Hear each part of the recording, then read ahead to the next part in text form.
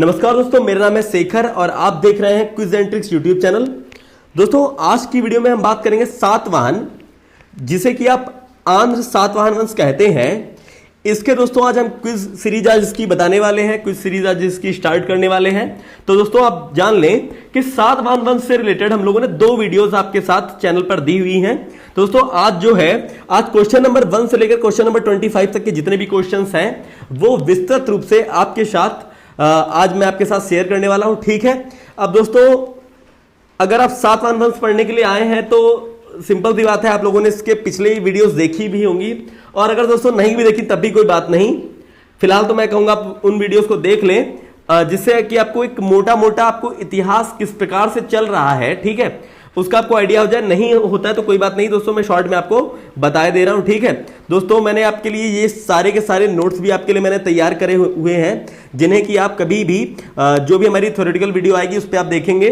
तो दोस्तों चंद्रगुप्त मौर्य के बाद आपका आता है मौर्योत्तर काल, ठीक है, जिसका जो भी शासनकाल रहता है वो लगभग 200 BC के बाद होता है। मतलब दोस्तों मौर्यों तक होता है। जो चंद्रगुप्त मौर्य थे उनके डर के कारण बहुत सारे जो विदेशी आक्रमणकारी थे वो नहीं आ पाते हैं, और दोस्तों बहुत सारे जो राजवंश हैं उनका भी उदय नहीं होता है, ठीक है, और उनकी मृत्यु के बाद ये सारी चीजें होने लगती हैं। तो दोस्तों इसमें होता क्या है, मौर्योत्तर काल के बाद दोस्तों 2 खेमे में बट जाता है। एक मतलब होता क्या है, विदेशी आक्रमण भी होते हैं और क्षेत्रीय राजवंशों का भी उदय होता है। तो दोस्तों विदेशी आक्रमणकारी कौन कौन से आते हैं ये अभी हम लोग शॉर्ट में पढ़ रहे हैं, बहुत फास्ट आप ये मत सोचिएगा कि मैं एकदम इसको, जब भी मैं इसको थ्योरी वाली वीडियो में पढ़ाऊंगा तो बहुत ही विस्तृत ढंग से हम लोग चर्चा करेंगे। अब दोस्तों ज्यादा समय आपका ना जाए इसलिए मैं आपको बता रहा हूं, नहीं तो जो बच्चे अगर ये नहीं पढ़ना चाहते हैं तो आप इस वीडियो को स्किप भी कर सकते हैं। तो ये है, इसमें विदेशी आक्रमणकारी भी आते हैं, तो इसमें आपका बैक्ट्रियस वंश हो जाता है, यूक्रेटाइटिस वंश हो जाता है, शक वंश, पार्थियन वंश, ऐसे ही कुषाण वंश भी आपके विदेशी आक्रमणकारी आते हैं। ठीक है, अब दोस्तों बहुत सारे क्षेत्रीय राजवंशों का भी उदय होता है, तो जिनमें जैसे आप लोगों ने बहुत सारे वंश पढ़े होंगे, ठीक है, जैसे संगम वंश आता है। संगम वंश में आप 3 वंशों को पढ़ते हैं, चेर वंश, चोल वंश, पांड्य वंश, ठीक है। वैसे ही चेदी वंश आता है, ठीक है, चेदी वंश या चेदी वंश, ठीक है, ये उड़ीसा का वंश था। अब दोस्तों कहां का था वो भी मैंने आपको लिखा हुआ, आप देख सकते हैं। अगर आप इसका स्क्रीनशॉट लेना चाहें तो बिल्कुल आप स्वतंत्र है, आप इसका ले सकते हैं। कर्ण वंश आता है, सुंग वंश आता है, सातवाहन वंश आता है। दोस्तों यही हम लोग सातवाहन वंश पढ़ रहे हैं, तो आपको समझ में आ गया होगा कि हम लोग आज पढ़ने क्या जा रहे हैं, ठीक है। तो सातवाहन वंश आपका है महाराष्ट्र और आंध्र प्रदेश का। दोस्तों इसको आंध्र सातवाहन भी इसलिए बोलते हैं क्योंकि दोस्तों ये आंध्र प्रदेश से रिलेटेड है। नॉर्मली आप इसको समझ गए भी होंगे, ठीक है। अब दोस्तों आप थोड़ा सा अब और भी जान लेते हैं डीप, थोड़ा सा आप कान और दिमाग खुले ढंग से रखिएगा। थोड़ा सा मैं आपको फास्ट पढ़ाऊंगा, थोड़ी सी अच्छी चीजें पढ़ाने वाला हूं, मतलब एक शॉर्ट में आप बहुत सारी चीजें समझ जाएंगे, और ये लगभग आपका कम से कम 4-5 नंबर का तो होगा ही होगा, ठीक है। तो सुंग वंश दोस्तों सबसे पहले आता है आपका। सुंग वंश का जो अगर हम लोग जीवन काल मानते हैं तो 185 से 73 BC तक हम लोग दोस्तों बात कर रहे हैं, BC तक ये इसका जीवन काल रहता है। सुंग वंश के जितने भी राजा रहते हैं, ठीक है, तो इसकी जो सुंग वंश की जो स्थापना करी वो पुष्यमित्र सुंग ने करी, ठीक है, और जो इसका अंतिम राजा हुआ वो देवभूति हुआ, ठीक है। अब देवभूति के बारे में हम लोग जानते हैं, जो देवभूति है वो एक ऐसा राजा था जो विषय वासना में लिप्त होता था, जिसकी अब दोस्तों मैंने किस प्रकार से उसकी हत्या हुई है वो मैंने पुरानी वीडियोस में बताया हुआ है, इसलिए मैं यहां पे बहुत ज्यादा नहीं खींचूंगा उसको। तो सुंग वंश के जो अंतिम राजा देवभूति होता है, देवभूति की हत्या करता है कौन, कर्ण वंश का प्रथम राजा, यानी कि कर्ण वंश की स्थापना जो करेगा। अब कर्ण वंश की स्थापना करते हैं आपके वासुदेव, ठीक है, वासुदेव इसकी स्थापना करते हैं, और वासुदेव धीरे धीरे इनके अंतर्गत और भी राजा आते हैं, जिसमें लास्ट राजा होता है सुशर्मन। कौन होता है राजा, सुशर्मन, ठीक है, सुशर्मन या आप कह सकते हैं सुशर्मा, ठीक है। अब दोस्तों आपको बता दें ये हम लोग बिफोर क्राइस्ट की बात चल रहे हैं, तो इसलिए आप बिल्कुल ऐसा नहीं कह सकते कि इनका नाम बिल्कुल एग्जैक्ट यही था, ठीक है, कि अलग अलग इनके नाम मिलते हैं। अगर आप दूसरी विदेशों की अगर जो विदेशी लेखकों ने जो नाम लिखे हैं वो तो एकदम से बिल्कुल अलग अलग लिखे हैं, ठीक है, तो अगर आप वो पढ़ने जाएंगे तो आपको बहुत ही कंफ्यूजन हो जाएगी। तो सुशर्मन या सुशर्मा आपका आता है, तो आप ये याद रखेंगे कि कर्ण वंश का जो अंतिम शासन था सुशर्मन की हत्या करने के बाद सिमुक क्या करता है, सातवाहन वंश की नींव डालता है, यानी सातवाहन का संस्थापक बन जाता है, या सातवाहन वंश का संस्थापक हो जाता है। ठीक है, तो ये आपको एक नॉर्मली एक मोटा मोटा सातवाहन वंश किस प्रकार से आया, तो वो आपको एक आइडिया यहां से मिल जाता है। दोस्तों बहुत समय ना गवाते हुए शुरू करते हैं आज का पहला क्वेश्चन, और थोड़ा सा मैं ये साफ कर देता हूं, ठीक है, ताकि आपको दोस्तों क्विज शुरू हो रहा है तो थोड़ा सा आप अपने दिमाग से भी इन सारे क्वेश्चंस का जवाब दो। ठीक है, तो पहला क्वेश्चन है आपका, सातवाहन यानी कि आंध्र सातवाहन साम्राज्य के संस्थापक कौन थे? ए है कान्हा, बी है सिमुक, सी है हल, डी है गौतमी पुत्र शतकीर्णी। ठीक है, शतकीर्णी या सातकीर्णी। तो दोस्तों अब दोस्तों हम लोगों ने पढ़ा सातवाहन वंश का जो संस्थापक बना वो कौन बना था आपका? जस, बिल्कुल सही जवाब है सिमुक।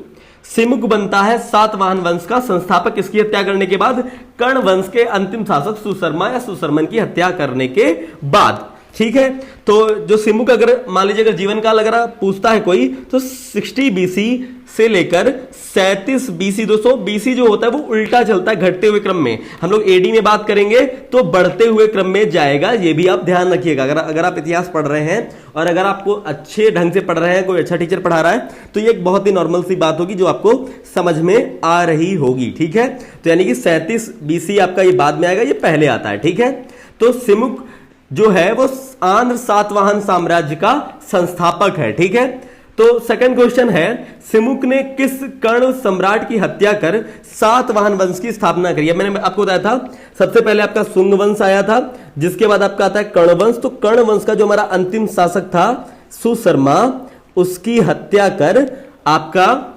राजा आता है सिमुक, जो कि आपका सातवाहन वंश का। राइटिंग दोस्तों आप लोग समझ लीजिएगा, राइटिंग मेरी वैसे बहुत अच्छी है, ठीक है, तो लेकिन यहां पर दोस्तों आप इस राइटिंग को समझ लीजिएगा। ठीक है, तो यहां पर क्या है, सिमुक ने किस कर्ण सम्राट की हत्या कर सातवाहन वंश की स्थापना करी? दोस्तों हम लोग बात कर रहे थे किसकी? कर्ण वंश का अंतिम शासक कौन है? सुशर्मा। तो जहां पर भी सुशर्मा होगा आप उसको टिक लगा देंगे। ठीक है, तो आप समझ लीजिएगा, सिमुक ने सुशर्मा कर्ण सम्राट की हत्या कर सातवाहन वंश की स्थापना करी, यानी सुशर्मा क्या हो गया आपका? कर्ण वंश का अंतिम सम्राट या अंतिम राजा। ठीक है, थर्ड क्वेश्चन है आपका, सातवाहन शासकों ने किस धातु के सिक्के नहीं चलाए थे? ठीक है, ये क्वेश्चन में नहीं है कि किस धातु के नहीं चलाए थे, तो नहीं चलाए इन्होंने सोना। ठीक है, सोना धातु के इन्होंने सिक्के नहीं चलाए। ठीक है, सातवाहन वंश के राजाओं ने। चौथा क्वेश्चन है, सातवाहन शासकों ने अपने अभिलेख किस भाषा में खुदवाए थे? ठीक है, इसका पहला है, ए है पाली, बी है प्राकृत, सी है संस्कृत, डी है आपका तमिल। तो दोस्तों इसका जो उत्तर हो जाएगा वो प्राकृत हो जाएगा। अब दोस्तों प्राकृत भाषा के बारे में अगर हम लोग जान लें तो प्राकृत भाषा आपकी निकली हुई है संस्कृत से। ठीक है, संस्कृत दोस्तों आप जानते थोड़ी सी टफ लैंग्वेज है, जिसके बाद धीरे धीरे ये दोस्तों ये उत्तर भारत की लैंग्वेज है प्राकृत। ठीक है, लेकिन ये दक्षिण भारत में दोस्तों यहां पर देखने को मिलती है। ठीक है, तो सातवाहन शासकों ने अपने जो अभिलेख है वो प्राकृत भाषा में, प्राकृत भी बहुत सारे लोग बोलते हैं, प्राकृत भाषा में खुदवाए थे। ठीक है, तो क्वेश्चन नंबर 5वां है, सातवाहनों का शासनकाल कब से कब तक माना जाता है? तो दोस्तों अभी शायद मुझे लगता है कि मैंने आपको पढ़ाया है, ठीक है, अगर नहीं पढ़ा तो आप लोग जान लीजिए।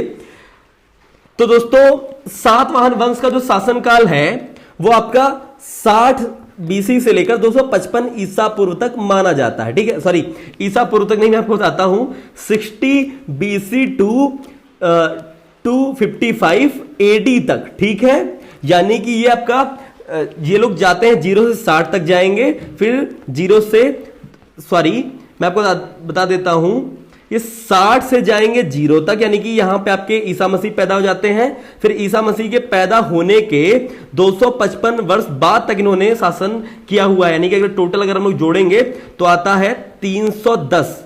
ठीक है, 315। ठीक है, 315 वर्षों तक इन्होंने शासनकाल किया। अगर मोटा मोटी हम लोग जोड़े तो इसका आता है 300 वर्षों तक इन्होंने शासन किया। इनके बारे में थोड़ा सा हम लोग और जान लेते हैं। दोस्तों हम लोगों ने नोट्स बनाए हैं तो आपको दिखा देते हैं थोड़ा सा इसके बारे में भी। दोस्तों ये सारे नोट्स हमने आपके लिए तैयार करे हैं, जिनको हम थ्योरी वाली वीडियो में पढ़ेंगे। दोस्तों जब आप हमारे चैनल को सब्सक्राइब करेंगे तभी आप हमारे साथ जुड़े रहेंगे और आप ऐसी अच्छी वीडियोस देख पाएंगे। ठीक है, तो नॉर्मली अब दोस्तों ये सातवाहन वंश एक ब्राह्मण वंश है, ठीक है। पुराणों में से आंध्र और आंध्र भत्तीय वंश कहा जाता है, अभिलेखों में इसको सातवाहन वंश के नाम से जाना जाता है। और क्षेत्र दोस्तों इसका महाराष्ट्र और आंध्र प्रदेश था।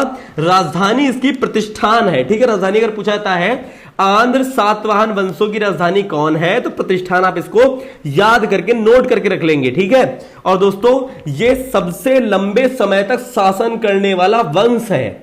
अगर एग्जामिनर को लगता है कि कठिन पेपर बनाया जाए तो सातवाहन वंश से उठाकर वो क्वेश्चन पेपर बनाता है। इसलिए दोस्तों सातवाहन वंश बहुत सारे लोगों को टफ लगता है और टीचर्स इसको सही से पढ़ाते भी बिल्कुल नहीं है। और दोस्तों जबकि बहुत इंटरेस्टिंग टॉपिक है, ठीक है। तो भाषा इनकी है, प्राकृत है। और दोस्तों आपको बता दें बड़ी एक अच्छी बात है कि ये दोस्तों समकालीन थे शक, खारवेल और वाकाटक राजाओं के, ठीक है। तो दोस्तों ये हम लोग एक मोटा मोटा ध्यान रखेंगे। तो दोस्तों यहां पे देख रहे हैं तो ये बहुत दूर दूर तक जो इसका जो जीवन काल है 60 से 255 तक उससे नहीं मिल रहा है, हमको आंसर में ये दिया गया है।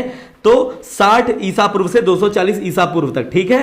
तो नॉर्मली दोस्तों मैंने आपको पहले बताया है कि हम लोग ईसा पूर्व के पहले की बात कर रहे हैं, लगभग आज से काफी वर्षों पहले, ठीक है। 1500 साल पहले की बात से हम लोग कर रहे हैं, 1500 क्या 1800 साल पहले की बात कर रहे हैं, ठीक है। तो दोस्तों इस प्रकार हम लोग बात करेंगे। तो दोस्तों इसलिए सन दोस्तों थोड़ा बहुत 10-15 सालों का हेर फेर आपको देखने को मिल जाएगा। बिल्कुल वैसा का वैसा एग्जाम में पूछ ले तो बहुत अच्छी बात, नहीं आता है तो आपको इसी प्रकार से टिक लगाना होगा जिस प्रकार से मैं आपको बता रहा हूं, ठीक है। तो 300 वर्षों तक इनका शासनकाल रहा, तो जो 300 वर्षों तक आपको लग रहा है बिल्कुल सही सही वो आपको टिक मार के चले आना है, ठीक है। अब जैसे आप कहेंगे 80 से 380 यहां पर भी मिल रहा है, लेकिन अब दोस्तों क्या करें कि यहां पर 380 बहुत ज्यादा हो गया ना 240 से 255 से, ठीक है। 255 के पास में कौन सा मिल रहा है, तो 255 के पास हमको 240 वाला मिल रहा है, ठीक है। तो इस प्रकार से ध्यान रखेंगे, ठीक है। अब दोस्तों आप जान लीजिए पुराण कितने पुराने होते हैं, उनमें इनका जो है हम लोगों को इसका उल्लेख इन लोगों का मिलता है, ठीक है, इन राजाओं का मिलता है, ठीक है। तो छठा क्वेश्चन है पुराणों के अनुसार आंध्र सातवाहन वंश ने लगभग कितने वर्षों तक शासन किया। जितने भी क्वेश्चन आप इस वीडियो के अंतर्गत देखेंगे वो क्वेश्चन किसी ना किसी पिछले एग्जाम में जरूर पूछे गए हैं, या तो टीसीएस में पूछे गए हैं, या तो यूपी SSC में पूछे गए हैं, या एसएससी के किसी एग्जाम में पूछे गए हैं, ठीक है। इस प्रकार से ये क्वेश्चन किसी ना किसी एग्जाम में पूछे गए हैं, इसलिए बहुत ज्यादा इंपॉर्टेंट हो जाते हैं आप ये सारे क्वेश्चन। एक क्वेश्चन भी ऐसा नहीं है जो मैंने मर्जी से बना दिया हो, ठीक है। तो पुराणों के अनुसार आंध्र सातवाहन वंश ने लगभग कितने वर्षों तक शासन किया, अभी हम लोग पढ़ रहे थे 315 300, ठीक है। तो लगभग 300 वर्षों तक शासन किया है आंध्र सातवाहन वंशों ने, ठीक है। सबसे लंबे समय तक शासन किया है इन राजाओं ने। क्वेश्चन नंबर 7वां है किस अभिलेख से ज्ञात होता है। दोस्तों जितने क्वेश्चन मैंने पढ़ाए हैं अगर दोस्तों आपको लगता है उतने लगभग आपको तैयार हो गए हैं, अगर आप एक बार और उसको रिवीजन करेंगे तो बिल्कुल आपके पक्के हो जाएंगे। अगर आपको लगता है कि आपको तैयार हो रहा है तो दोस्तों आप इस वीडियो को लाइक जरूर कीजिएगा, हमारे चैनल को सब्सक्राइब कीजिएगा। साथ ही दोस्तों मैं क्षमा मांगूंगा दोस्तों, ये वीडियो काफी दिनों बाद आ रही है, तो जो हमारे रेगुलर स्टूडेंट्स हैं वो काफी परेशान थे। मैं पिछले कई दिनों से उनके काफी सारे वीडियोस में उनके कमेंट्स देख रहा था, ठीक है। फिलहाल दोस्तों मैं चाहूंगा आप इस वीडियो को शेयर भी अपने दोस्तों के साथ करें जो आपके साथ तैयारी कर रहे हैं, ठीक है। दोस्तों मैं जल्द से जल्द आपको ये पूरा इतिहास आपको अच्छे से तैयार कराने की कोशिश करूंगा। उसके बाद हम अन्य सब्जेक्ट्स भी आपके साथ बहुत जल्द जल्दी से शेयर करेंगे। साथ ही बहुत सारे अच्छे टीचर्स भी आपके साथ आपको यहाँ पे जल्द देखने को मिलेंगे, ठीक है। तो 7वां क्वेश्चन है किस अभिलेख से ज्ञात होता है कि कलिंग नरेश खारवेल ने सातवाहन नरेश सातकर्णी प्रथम को परास्त किया था। ए है इसका हाथी गुम्फा, बी है जूनागढ़, सी है नानाघाट, डी है नासिक। अब दोस्तों आपको बता दें इसका जो सही आंसर हो जाएगा वो हाथी गुम्फा हो जाएगा। हाथी गुम्फा अभिलेख से में ज्ञात होता है कि कलिंग नरेश खारवेल ने सातवाहन नरेश सातकर्णी प्रथम को पराजित किया था, ठीक है। तो दोस्तों ये इसका सही आंसर हो जाएगा। क्वेश्चन नंबर 8वां है दोस्तों, ऐसा नहीं है कि मैं सारे क्वेश्चंस को आपको बहुत लंबा लंबा खींच के पढ़ाऊंगा, ठीक है दोस्तों। जिसमें अगर मुझे लगता है कि आपको अगर इसको और बहुत अच्छा विस्तृत ढंग से समझाया जा सकता है तो उनको समझाएंगे, बाद बाकी आप बहुत अच्छे से समझने के लिए आप थ्योरी वाली वीडियो देखिएगा, ठीक है। क्वेश्चन नंबर 8वां है भारतीय इतिहास में भूमि दान का प्रथम उल्लेख किसके शासनकाल में मिलता है। तो ए है मौर्यों के काल में, ठीक है, बी है शुंगों के शासनकाल में, सी है सातवाहनों के शासनकाल में, डी है गुप्तों के शासनकाल में। अब दोस्तों मैंने बताया है कि सातवाहनों ने किसको भूमिदान दिया है, वो भी दोस्तों थ्योरी वाली वीडियो में आएगा, ठीक है, ठीक है। तो इसका जो सही आंसर हो जाएगा वो सातवाहनों के शासनकाल में। ये आंसर बिल्कुल इसका सही हो जाएगा। ठीक है दोस्तों, यहां पर तो आप सातवाहन वंश पढ़ रहे हैं तो आपको ये आंसर काफी आसान लग रहा होगा, लेकिन अगर आप इसको पढ़ेंगे अन्य वीडियोस में आपका अचानक से क्वेश्चन आ जाएगा तो आपको क्वेश्चन कठिन लगेगा, इसलिए क्वेश्चन पे ध्यान दीजिएगा। भूमिदान का जो प्रथम उल्लेख है वो सातवाहनों के शासनकाल में है। क्वेश्चन दोस्तों इंपॉर्टेंट है सारे के सारे। किस सातवाहन राजा ने स्वयं एक ब्राह्मण की उपाधि ग्रहण की? ए है शातकीर्णी, बी है यज्ञश्री सातकीर्णी, सी है गौतमी पुत्र शातकीर्णी, डी है वशिष्ठी पुत्र सातकीर्णी। अब दोस्तों आपको बता दें, जो आप सातवाहन वंश पढ़ते हैं दोस्तों, मैं आपको बताता हूं कि जो भी बच्चे पढ़ रहे होते हैं तो दोस्तों मेरा केवल और एक ये मोटो है कि बच्चे एक तो कहानी समझ जाएं कि किस प्रकार से हमारा इतिहास आगे बढ़ रहा है, जिससे उनको बहुत सारी चीजें क्लियर हो जाएंगी, नॉर्मली तैयार हो जाएंगी, उनको पता भी नहीं चलेगा, उनके सबकॉन्शियस माइंड में बैठ जाएगा कि किस प्रकार से ये सारी चीजें इतिहास घटनाक्रम इनका चलता जा रहा है, वो समझ जाएंगे। साथ ही दोस्तों अगर मान लीजिए कोई बच्चा एक ही बार वीडियो देख रहा है, तभी मैं चाहता हूं कि उसका सही हो जाए। तो दोस्तों जो आपका सातवाहन वंश है, इसका जो सबसे मुख्य राजा हुआ है वो गौतमी पुत्र शतकीर्णी हुआ है। ठीक है, शतकीर्णी सातकर्णी। ठीक है, तो आप इस प्रकार से ध्यान रखेंगे। तो दोस्तों नॉर्मली अगर आपको तुक्का भी लगाना हो तो आप गौतमी पुत्र शतकीर्णी पे सबसे ज्यादा लगाइएगा। तो दोस्तों साथ ही आपको बता दें, क्योंकि सबसे ज्यादा काम गौतमी पुत्र शतकीर्णी ने किया है, तो अगर क्वेश्चन है इसका किस सातवाहन राजा ने स्वयं एक ब्राह्मण की उपाधि ग्रहण करी, तो दोस्तों आप याद रखिएगा गौतमी पुत्र शतकीर्णी ने एक ब्राह्मण की उपाधि ग्रहण करी। ठीक है, एक ब्राह्मण। ठीक है, ब्राह्मण नहीं, एक ब्राह्मण। ठीक है, तो 10वां क्वेश्चन है, सातवाहनों के शासन काल में सर्वाधिक सिक्के किस धातु के बने थे? ए है सीसा, बी है पिटीन, सी है तांबा, डी है स्वर्ण। तो दोस्तों इसका जो सही आंसर हो जाएगा वो आपका हो जाएगा बिल्कुल सही, सीसा धातु। ठीक है, सर्वाधिक जो सिक्के मिलते हैं वो सीसा धातु के हमको मिलते हैं, सोने के सिक्के तो मिलते ही नहीं है। डी ऑप्शन तो ऐसे ही गलत हो जाएगा। 11वां है आपका, सातवाहन राज्य की राजधानी कहां थी? अब दोस्तों ये तो मैंने आपको बताया है। ठीक है, इसका आंसर जिन्हें पता दोस्तों कमेंट बॉक्स में बताइएगा। इसका जो आंसर सी बिल्कुल सही हो जाएगा, प्रतिष्ठान। ठीक है, प्रतिष्ठान लिखा है, प्रतिष्ठान ठा है, ठा से ठठेरा। ठीक है, प्रतिष्ठान। ठीक है, क्वेश्चन नंबर 12वां है आपका, सातवाहन का सबसे बड़ा शासक कौन था? अब दोस्तों ये मैंने आपको बताया है, इसके ऑप्शन एक बार देख लेते हैं। ए है, इस प्रकार के भी क्वेश्चंस पेपर में आए हुए हैं। ठीक है, ए है सातकर्णी प्रथम, बी है गौतमी पुत्र शातकर्णी, सी है सिमुक, डी है हाल या हाला। ठीक है, तो दोस्तों जो सबसे महान राजा है गौतमी पुत्र शातकर्णी, इतिहासकारों द्वारा गौतमी पुत्र शातकर्णी।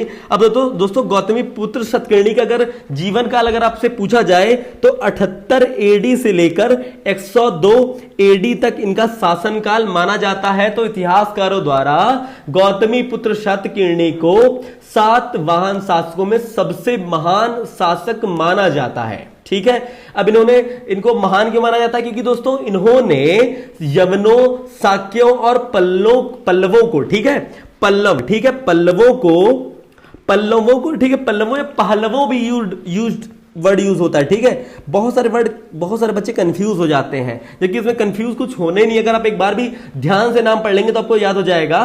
दोस्तों है क्या, गौतमी पुत्र शतकीर्णी ने यवनों, ठीक है, यवनों, साक्यों और पल्लवों को पराजित कर सातवाहन वंश के प्राचीन गौरव को पुनः स्थापित किया था। ठीक है, किसने किया है? गौतमी पुत्र शातकीर्णी। आपने ये नाम बहुत बार ध्यान रखेंगे।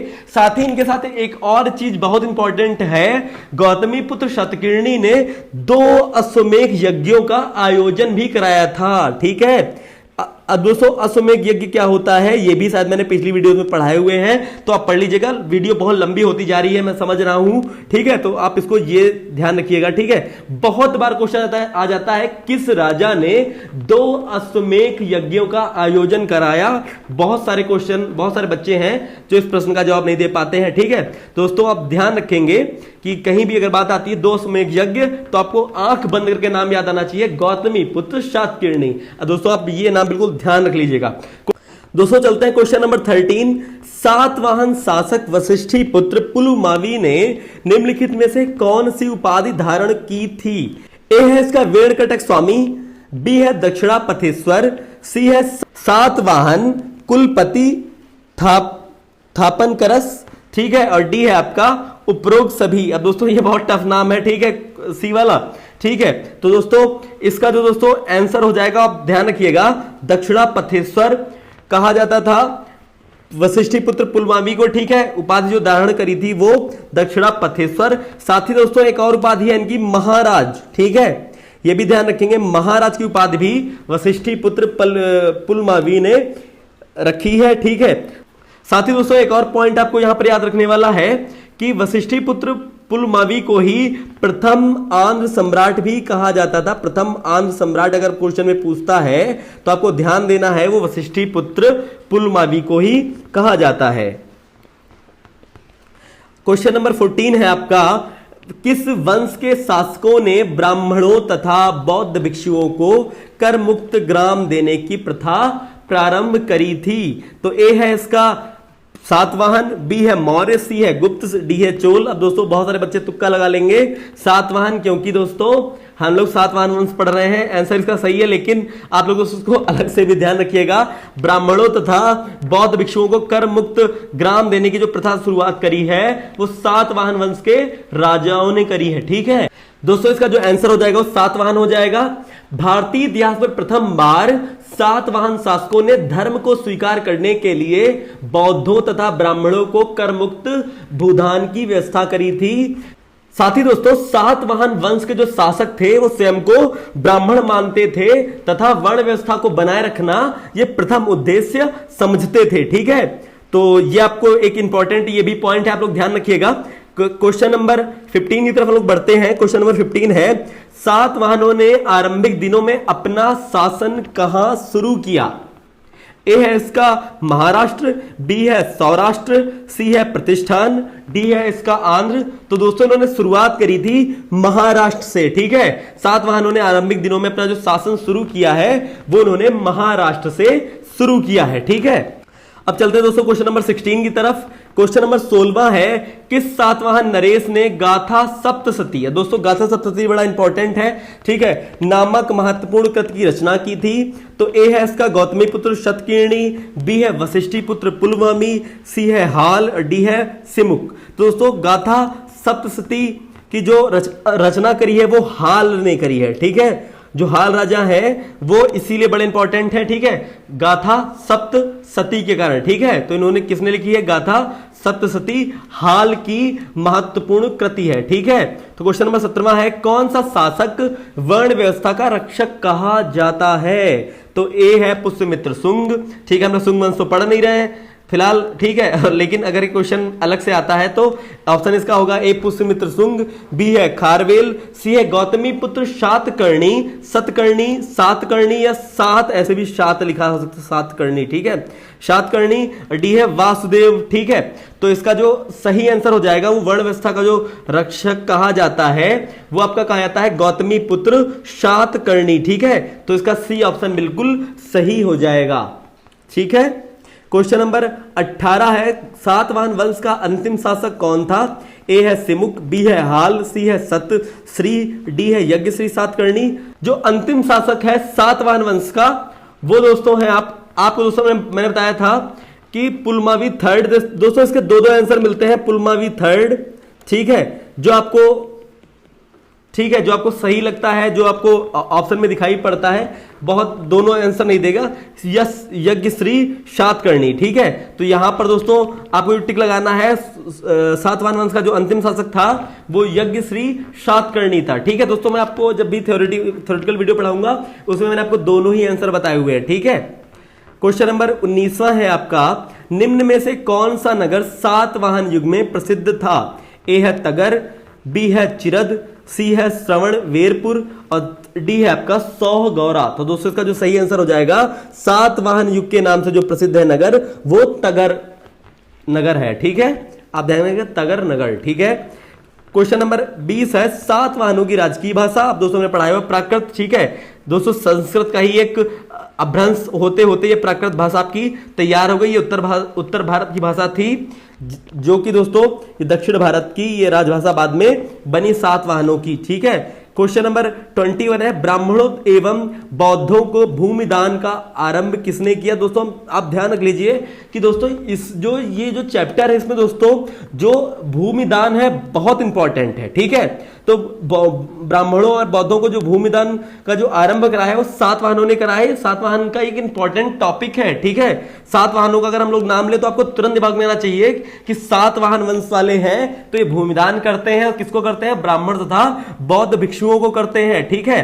तो क्वेश्चन नंबर 22वां है, शक क्षत्रप सातवाहन काल में स्वर्ण एवं रजत सिक्कों का अनुपात क्या था। तो इसका अनुपात दोस्तों आप ध्यान रखेंगे, अनुपात इसका 1:10 है। ये दोस्तों याद करने वाला है तो आप इसको याद ही रखेंगे, समझने से ये नहीं काम चलेगा, ठीक है। क्वेश्चन नंबर 23 है, आंध्र सातवाहन राजाओं की सबसे लंबी सूची किस पुराण में मिलती है। यानी कि अगर आप सातवाहन वंश को अच्छे से पढ़ना चाहें विस्तृत रूप से तो किस पुराण में पढ़ने को पा जाएंगे। ए है विष्णु पुराण, बी है वायु पुराण, सी है मत्स्य पुराण, डी है उपरोक्त में से किसी में नहीं। तो दोस्तों क्वेश्चन नंबर जो 23 है इसका जो आंसर सही हो जाएगा वो मत्स्य पुराण, ठीक है। मत्स्य पुराण में अगर हम लोग पढ़ते हैं तो दोस्तों सातवाहन वंश के जो राजा हैं उनके बारे में हमको ज्यादा जानकारी मिलेगी और इनकी एक हमको लंबी सूची प्राप्त होगी, ठीक है। क्वेश्चन नंबर 24 है, अब दोस्तों आप लोग मत्स्य पुराण मत पढ़ने लगना, ठीक है। ये गल ध्यान रखिएगा, ठीक है। टॉपिक से हमको भटकना नहीं है, ठीक है। बहुत हम लोगों को दोस्तों नॉलेज बहुत ज्यादा गेन नहीं करना है, ठीक है।